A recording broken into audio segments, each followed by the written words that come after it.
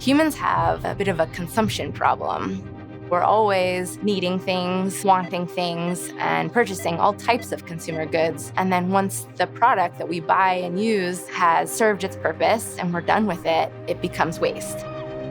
As a little boy, I remember wondering what happened to all that waste. In my head, I had this image of these big mountains of trash outside of my hometown piling up. At the same time, I thought, no, I'm sure the grown-ups, they have this figured out.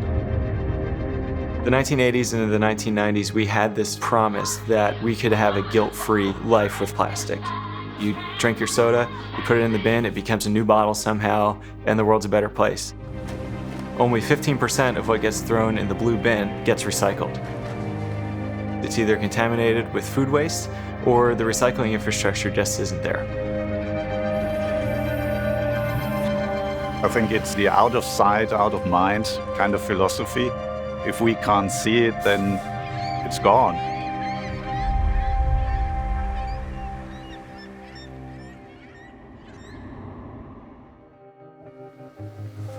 Recycled means we take something out of a waste stream and create something out of it.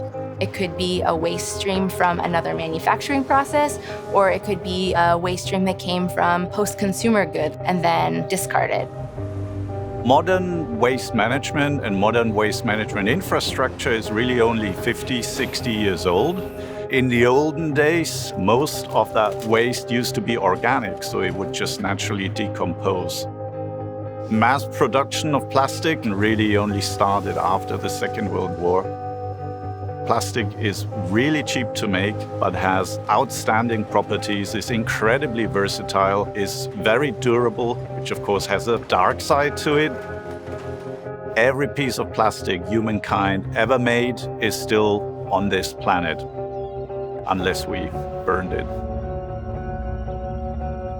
In the 80s, there was a growing concern that we would run out of landfill space, and recycling was seen as one way to reduce the pressure on landfills. Recycling requires 3 steps. The first step is to collect the waste material. Collection is literally getting the stuff back after it's been used. The second step is to reprocess the waste material into a secondary material ready for use. Sorting it, cleaning it, and breaking it down into its raw ingredients. And the third step is to use that secondary material to make new products instead of virgin or primary material. Recycling is really important because it takes a single-use item, a very low-value item like a water bottle, and turns it into a durable good that could last 30 or 40 years. If you buy something that's recycled, you bypass using anything new, and you use waste. Recycling for textiles started with us in our chinchilla fleece in the early 90s. And the first one that we made was a very light green because at the time we couldn't get the Sprite bottle green color out of the pellets, so they just kind of used what they had.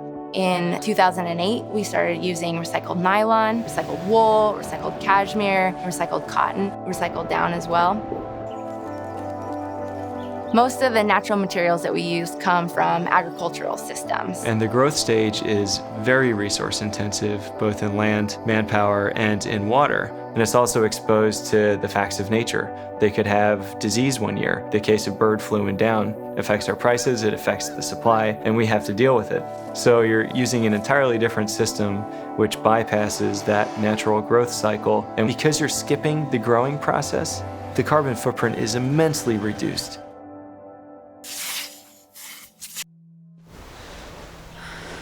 We have relied on synthetics really heavily because you can get really great wicking properties from synthetics. They can often stretch, they're often more durable.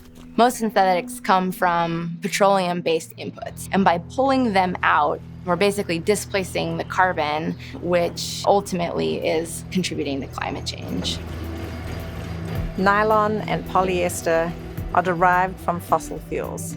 And when we can use recycled polyester and recycled nylons, we can avoid that environmental exploitation And we can also use waste from our supply chain, from mills and factories, and post-consumer waste, things like fishing nets and discarded bottles.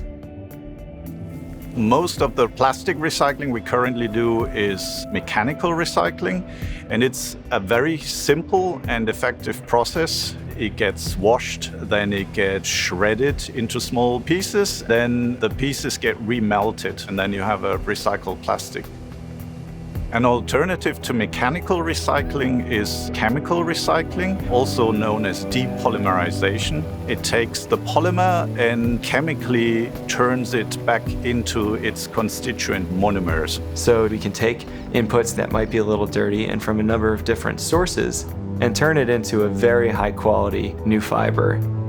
It's more energy intensive, so it's a trade-off between more impact incurred but a better secondary end product.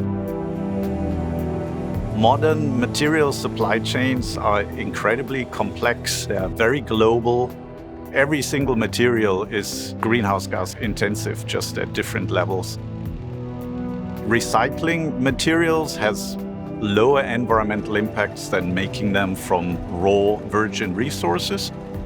But that doesn't make them green. It makes them maybe less brown. One of the big myths about recycling is the reason for recycling. From an environmental point of view, the only job recycling has is to displace virgin material production. It's only if you buy a less impactful product instead of a more impactful product that you reduce your environmental burden. But based on that logic, nothing beats not buying anything. So in the end, it's about how much we consume. Reduced consumption plus recycling would be really, really beneficial. In recycling, infrastructure is number one. If you can't get something back, or if you can't get it to the right place, you don't have an equation. It doesn't work. We talk a lot about ocean plastic and folks in other countries using their rivers as their garbage disposals. They throw the plastic in the river, the next rain comes and it washes out to the ocean. And that is a problem. They have no infrastructure. But in the US, we have this idea that because we have a blue bin and because we can throw a bottle in it, that good things will happen afterwards. And in many times, that's not the case. When China stopped importing waste from other countries, predominantly us in the US, some cities lost 80% of their recycling ability. And now they're just landfilling this stuff. Or even worse, they're incinerating it. Much of the post-consumer polyester recycling in our supply chain with a certain set of suppliers was happening in China, and they had to shut their plant down. We didn't realize how broken our own infrastructure was. So that's what we need to focus on first. The best thing we can do as a brand to spur infrastructure development is pay for the waste by building high quality products, by building durable goods, by even working with the infrastructure providers. We are an incredibly collaborative organization, which sometimes feels contrary given the fact that we are competing in a marketplace, but we are very aware that we can't do this alone. We need to get as many companies along for the ride as possible using recycled inputs. It is really one of the keys to lessening the impact of making clothes, and we are only going to make a difference when we all do it together. There is zero ability to compromise on performance. So without the ability to flex there at all, we have had to work really hard with our partners within the supply chain in order to find fibers that can truly compete out in the marketplace. It helps everybody if we're using more recycled material. It helps everybody if we find a new chemistry solution that's so amazing and impactful. Why would I want to keep that to myself? I'd say that Nike does more volume in fabric in 1 month than we do an entire year. Why wouldn't I want them to pick this stuff up too?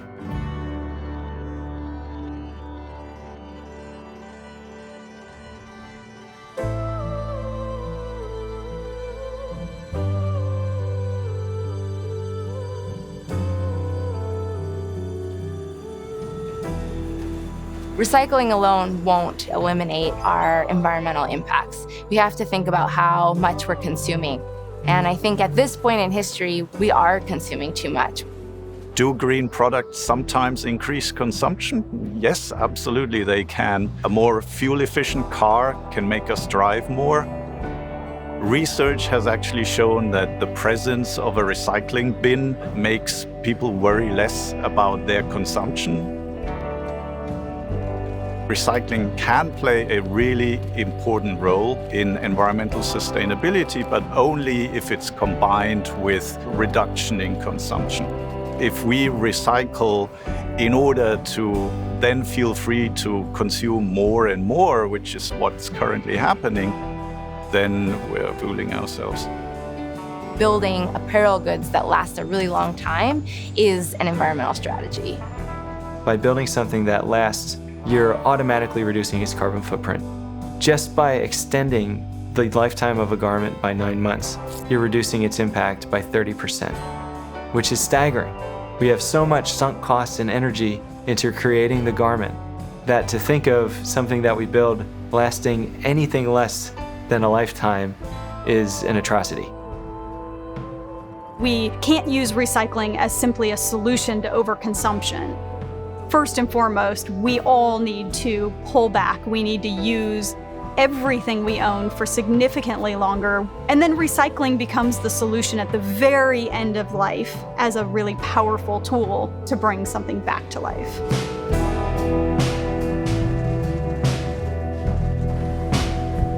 When you buy recycled instead of new materials, you're supporting infrastructure that values reuse over extraction.